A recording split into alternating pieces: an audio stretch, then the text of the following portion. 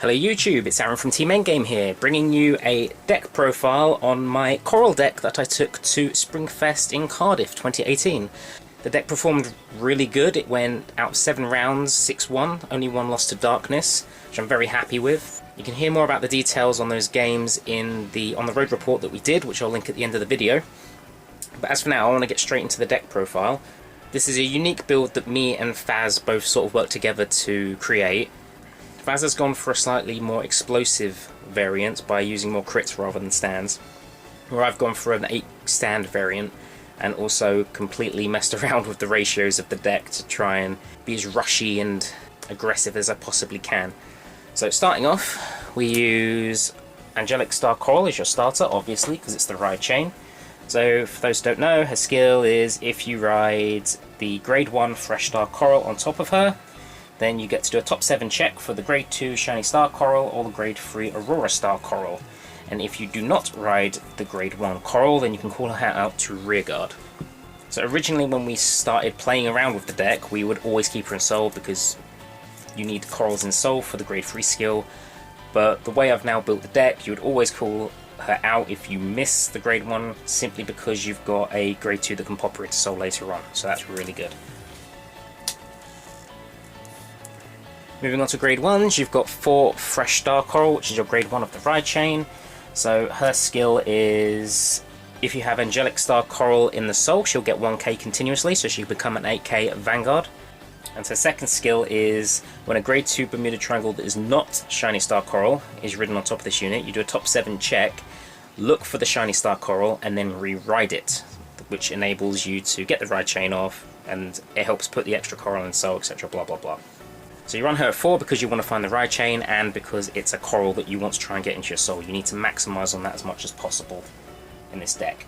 The next grade 1 is Admire Successor Lyrica. She is probably the MVP of the grade 1 slot. So her skill is, when placed on Vanguard or Rearguard, reveal 5 cards from the top of your deck and search for up to 1 grade 2 or less Coral card from among them and put it into your hand. Shuffle your deck, and then if you put a card into your hand, you select a card from your hand and put it into your Soul. So most of the time you'll search for a grade 1 or 2 Coral from your deck and immediately pop it into Soul. There are situations where you might pop a separate card into Soul because you want to have a card to attack with, have a card to boost with, or you want to put another card into Soul that will activate from there, such as Motoa and Honoka, which you'll see later on. Or even herself, because of her second skill. In the Soul, she has an act. Choose a grade 2 or greater card from your hand and put it into your Soul. If you have a grade 3 or greater Coral Vanguard, then you can return this card to your hand, call it to the Rearguard, and then choose another unit and give it 2k power till the end of the turn. So it's very useful if you blind Soul Charge her with Frontier Star Coral, which is one of the strides, or you can forcefully put her in there using Arcadia Star Coral. And thirdly, if you use Aurora Star Coral skill, which I'll get to later, and pop her in the Soul that way, it's nice to cycle her out so you actually have a booster, and then it enables you to do another top 5 check. You want to do that as many times as you can in the deck to try and get as many Corals into the Soul for deck thinning and because of the power gain. Next grade 1 is Talent or Perseverance Shandy, which is your stride fodder. Runs at 4 because you need to try and stride as much as possible, and also there's a reduced amount of grade 3s in the deck. Running out of space, so I'm going to move these down. That's all for grade 1, so as you can see, I only run 12 grade 1s opposed to the usual 14-15. That's because I've increased the grade 2 count so I can be a bit more aggressive, which also is complemented by the amount of stand triggers I run in the deck. So first grade 2 is Shiny Star Coral. It's your grade 2 Coral card, obviously run at 4. So her skill is, if you have Fresh Star Coral in your Soul, which is the grade 1, then she'll get 1k, so it's a 10k Vanguard. And then her second skill is, when this attack hits a Vanguard, choose up to 1 Bermuda Triangle in your front row, return it to your hand. And if you have the grade 1 Coral in your Soul, you can choose a Bermuda Triangle in the back row, return it to your hand. So it also emphasizes the early grade 2 rush that you can do, because you can then return the cards to your hand, such as Lyrica and Motoa, which we'll get to in a minute. And then it allows you to protect those units, and it also allows you to reuse the skills. Next is Light Blue Heartbeat Motoa. So she's run at 4. She is actually your ideal ride target. So go for her skills first. So when she's placed on Vanguard or Rearguard, you can pay the cost of putting a coral card from your hand or rearguard into the soul if you do draw a card. And her second skill is in the soul, put this card to the drop zone. If there's 3 or more cards in your soul, draw a card. So, logic on this, you want to ride the grade 1 coral, and then you want to ride Martoa. That will enable coral skill to top 7 search for the grade 2 and then try to reride it.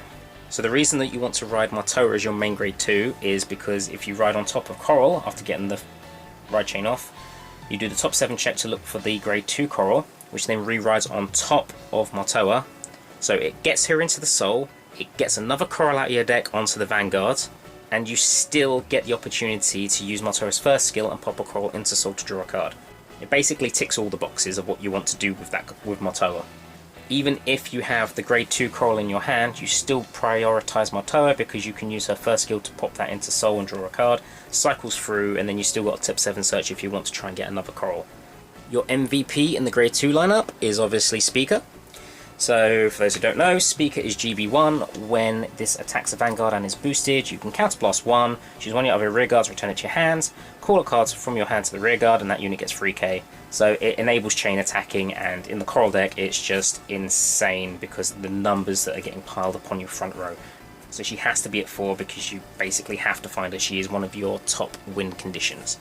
And then the extra grade 2s are Pretty Celeb Charlotte.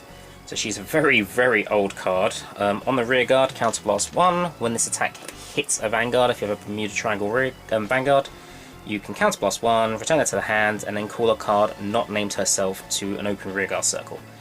So it's just another pressure card that enables you to do chain attacks if it were to hit. Back when me and Faz were first building the deck, she was at 4, but because we looked at her and thought she is as broken as Speaker. As we've played the deck, we've realised, okay, she's not actually that good because of the on-hit condition. She's very good at early game when your opponent doesn't have enough cards to guard. That's why she's still in there, but because you don't really want to see her late game, that's why you knock her down to 3 and focus on Speaker, Martoa and Coral. And then the main card of the deck, Aurora Star Coral, including this B1. So, the card that makes the deck just broken. Continuous skill on the Vanguard or Rearguard. If you have 4 or more cards with Coral in your soul, this gets 2k continuously on Vanguard and Rearguard, so she's 13k base. When this unit is placed on Vanguard, or when your G unit with Coral in its original card named Stride, you may pay the cost of putting a card from your hand into your soul. If you do, draw 2 cards and then choose your Vanguard, and it gets continuous. All units in your front row get 5k for every 2 cards with Coral in their card name from your soul. So that is why you're stacking Corals into your soul. Every 2 cards get 5k to the front row. If you've got 4 in there, that's 10k to your front row. If you've got 6 in there, that's 15. It's so easy to get the Corals in there with her own skill, with Lyrica, and then the Strides, which I'll get to momentarily. It's the cost of her skill to put a card into soul, which makes her synergize with a loss of cards. So obviously you want to put Corals in. Martoa is a key target to go in because you can just eject her again to draw a card, which means you just net 2 every turn rather than just a net +1. Popping Lyrica in to then call her out by using other cards like Martoa if you draw into her, to call her out, do a top 5 check, and then you've still got Martoa to eject and draw a card. So much synergy with basically this entire set of cards here. And your last 2 grade 3s are Shangri-La Star Coral. So she is the cross ride for Coral, but go for her skills anyway. I'm actually going to read this because I don't pay attention to her. Act, Limit Break 4, Counterblast 1, Soul Blast 1, choose a Bermuda Triangle Rearguard, return to your hand, and this gets 3k to the end of the turn. Choose up to 1 card from your hand with Coral in its card name, put it into your soul. If you do, draw 2 cards and you can't use this for the rest of the turn. And then she gets the cross ride skill and she has Lord. But you don't want anything to do with her. She is literally in there because she is a Coral, so you can target her and put her into soul, and she's a grade 3, which means she's a Stride target. If you ever ride her, you are going to lose. So, by all means, try not to ride her. If you've seen what I did in the games, which I've probably put up before this, I've guarded with her at grade 2 so I can G-assist into the proper Coral, or I've used Martoa to put her into soul to draw a card because you do not want to ride her. It is literally a game loss if you do. Moving on to the triggers, Little Pride Honoka is the Coral crit. So, act in the hand or the soul, you can put her into the drop zone. I'll put those up there. If you do, and you have a Vanguard with Coral in its card name, you can look at the top 5 cards of your deck and search for any Coral, put it into your hand or soul. So again, another top 5 search to put into soul for a Coral card. but most importantly, top 5 search for a coral and you can add it to your hand. So early game, it's very worth dropping her from your hand to use the skill and top 5 search for Aura Star if you do not have her, which I've done plenty of times and it's saved me so many times, but at the same time it can miss quite a lot. But the fact she also acts from the soul, which means that you can use Coral skill to pop her into soul, draw 2, then eject her from soul to do the top 5 search for the coral, which means again you don't neg. I'm going to move that down so I have more room for the triggers. Next, MVP of the triggers is Croc. So she's a Harmony card, Vanguard or Rearguard. GB1, if this unit's in Harmony, this unit gets on the Rearguards. At the end of the battle, this unit boosted. Yep, you can pay the cost of putting her to the top of the deck, and if you do, shuffle the deck, choose a card on your choose a Rearguard, bounce to hand, call a card to a Rearguard. Again, it enables chain attacks, completely free, no counterblast or soul blast costs. And the next stand, which I don't think people know exists, Dancing Designer Lauren. So she is from Booster 5, can't remember the name of the set. So her skill is GB1, when this unit is returned to your hand from the Rearguard, you may Soul Blast 1 and discard this card. If you do, choose one of your Rearguards, return it to your hand, and then choose a card and call it to an open Rearguard circle. No, it's not even open, it's just Rearguard circle. So that is yet another card that can create chain attacks and is your speaker target every time. I'll go through combos in a minute, but essentially you speaker that, it allows you to create a whole new column, and if you've got another speaker in hand available, it creates an entire speaker column to then do another speaker play on the other side. Basically, with her and Kruk is an ideal setup with speaker, and you can get 6 to 7 attacks off every turn if you have them. And then your last trigger is obviously your Shushu Melina heal. It's one of the whole bind, 2 heals to either counter charge or soul charge when you G-guard. So that is the deck. I'll now go through the G-Zone, and then I'll go through a few combos and how the deck essentially plays. So for your G-Zone, we run 2 Arcadia Star Coral. So she's your first stride most of the time. Her skill is Act once per turn. Choose a face down card with Coral in its card name from your G-Zone, turn it face up. If you have a Heart with Coral, choose up to one of your Rearguards, return it to your hand. Search your deck for a card, put it into your soul. Choose up the same number of Rearguards as the number of cards with Coral in their card name. Until the end of the turn, they get 2k and the Vanguard gets 10k. Shuffle your deck. So her first stride will always flip up Frontier Star, which I'll get to in a second. You basically put into the soul whichever card you're missing at the time. You can put in the extra Coral to boost up to an extra 5k if it's going to make a difference, or you can pop in a Lyrica to then use her second skill, pop another card out, pull her out for a booster, get a top 5 check. That can sometimes generate you a whole extra 5k. If you've got, say, 4 in soul, pop her in, use her skill, pop a grade 2 Coral or higher from your hand into the soul, up to 5, and then you can top 5 for the 6th one to go in, which is a really nice combo you can do. You can search for Motoa if you need to eject her just to get a draw a card to try and search for something, I don't know, like Speaker. Or you can just pop any card in because you don't want to trigger it. There's lots of things you can do. So Frontier Star Coral is the next card that you use, runs at 4. So her skill is count boss 1 and choose a face down card from your G-Zone, turn it face up. When this unit attacks, you may pay the cost. If you do, soul charge 1, choose up the same number of Rearguards as the number of cards in your soul with Coral in the card name, return to your hand, and then for each unit returned with this effect, this gets 5k. If the number of face-up cards with Frontier Star Coral in your G-Zone is 2 or more, draw a card and then choose up to 2 cards from your hand and call them to separate Rearguards. So that's why you flip her first, because you flip her the first stride, second stride you go into her and flip herself, there's now 2 face-up, enables you to call the extra column, get the extra chain attacks off. So she's supposed to be your finisher in the deck, but the majority of the time I've win on first stride, so I never really get into her. But you get a blind soul charge, which can net you a Coral, boosting you by 5k if you're in that situation, but it's mainly there to get the extra column call and just get a chain attack off. Next you run 1 Perfect Performance Ange, that's literally there for the Link Joker matchup. GB2, Act, Count Blast 2, choose a face down card from your G-Zone, turn it face up. Choose any number of any player's cards in any circle other than the Vanguard, return to your hand. This gets 5k for every card returned. If the number of cards returned is 5 or more, draw a card, and then if it's 7 or more, this also gets an extra drive check. Very counterblast heavy, you rarely go into it. you literally only really go into it if you're against Link Joker because I've locked down your field. You've got one Shushu Popular Favor Turia. There it is. So she's the new restander. So act once per turn, choose a face down card from your G zone, turn it face up. This gets continuous. All your Shushu in the card name get 5k for each open rearguard circle. She's a Shushu herself, so you might use the skill to get her basically 15k on the restand.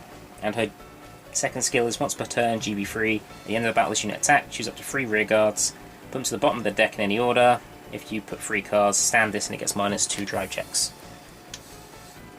Again, it's just sort of a what if you've got no counter blast or you're missing cards, it's just an option to go into. Got one Sea Breeze just in case, but I've never gone into it, I've never even flipped it, it's just there, I suppose. That's essentially all your strides. I mean, I've got a lot of G-Guards in here just for reasons. So there's one Blessed Sparkle Sandy, she's your GB1 flip G-Guards. So a GB1, flip a G-Guardian. This, when it's placed on Guardian Circle, if you do, this gets 5k for every 2 cards in your hands, and if you want to, you can count +1 to get an extra 5k. So basically what you do with her is you flip Luxury Wave Ellie. She gets 10k for every Sentinel in the drop zone, which I don't run, but she also gets an extra 10k for every Ellie in the G zone. And then at GB2, when it's put in the G zone face up, you can Soul Blast 1 to flip it back face down. So you run her at 2. The idea is you flip one with Sandy, and then you have this one go blip, blip, blip, blip, blip, blip. That's essentially your G-Guard engine. I've got a couple of Dismals, just in case I want to protect Speaker. And then I've got one Citron, which is when she's placed on Guardian Circle. She's a grade 1 or greater from your hand, court to rear guards, and then this will get 10k if you did. And then a Shushu Palfi, which is if you have 3 or more cards in your hand, get 5k. It's quite a lot of G-Guards, but it's just there because of different options that are available depending on the situation. Most of the time this is all you ever go into. Honestly, these aren't needed, they can be whatever you want. You can even argue that you take out the Shushu as well. But I think that's your base for the G-Zone. Ideally you only really go into these guys, but because of the way the grade 3 Coral interacts with the deck, you have to go into a Coral Stride to get the power gain, so you're not really ever going to go into anything else except for these. Moving into combos in the deck, aside from the grade 3 and the grade 1, which is self-explanatory, you pop in Corals or cards that activate from Soul. You use as many times as you can to pop in Corals from your deck, because it deck thins and it also boosts up the power. Basically all the deck really does is Speaker, Kruk, and Lauren. That is essentially your minimum setup. If you have a second Speaker, great. Other than that, you're only really looking for this. This is basically the setup you want and how you would end up winning the game, or how I ended up winning most of my games. So let's say I have as much counterblast as I need because reasons. If there's 2 speakers, this is perfect, but obviously that might not be the case. So your first attack would always be with the Kruk Speaker first. So that would be 1 attack. Kruk goes off and you restand the Speaker. Your second attack would be Speaker on its own. Your third attack would be the other Speaker, which would bounce Lauren, and then you'd call whatever to the rear guard. So that's through Speaker's skill, and then Lauren's skill will activate, you ditch her, and bounce and call the second Speaker again. So that enables your Speaker column for another go, and then obviously you can Speaker this one onto this Speaker if you want to, but you could arguably go for your Vanguard here. If you got a stand, absolutely perfect, because yet again you go, oh look Speaker, oh look Speaker, and then you get an insane amount of attacks off. So just going through that again quickly, if I can set it up. So it's 1, 2, 3. Let's call that. Discard the Lauren, the Speaker. Then you go 4, 5. If you've got a stand, there's 8 in there. Very likely to. Then you go 6. And then you can go 7. So just on first stride, that's 7. you should have realistically between 4 and 6 in soul. That's quite a lot to guard, and a lot of the time, through my experience, people just can't cope with it on first stride. Especially if you're striding first, because they haven't had that opportunity to draw or drive check into the guard they need to get past that chain of attacks. But as I said, double speaker, that's your perfect setup. If you had extra crux, then it can just keep going and going. I think my record is 10 attacks, but I could have kept going, but they died beforehand. But yeah, anyway guys, thank you very much. That was my Coral deck that I took to Nationals. I've put a few games up on the channel already that you can go and look. I'll link it at the end of the video as well. I hope you enjoyed my unique take on it. It's a very aggressive build, as you can see, with 8 stands, no perfect guards, and a high grade 2 count. Please let me know your thoughts and comments down below. I highly suggest trying this variant out and seeing for yourself what it's capable of. As I've already said, it went 6-1 in Cardiff, which I'm very pleased with. But other than that, that's it for my Coral deck profile. Thank you very much for watching. Please feel free to like, comment and subscribe. Check us out on Facebook. Check us out on Twitch. Hit the notification bell in the bottom right. But that's it from me. I'll see you guys later.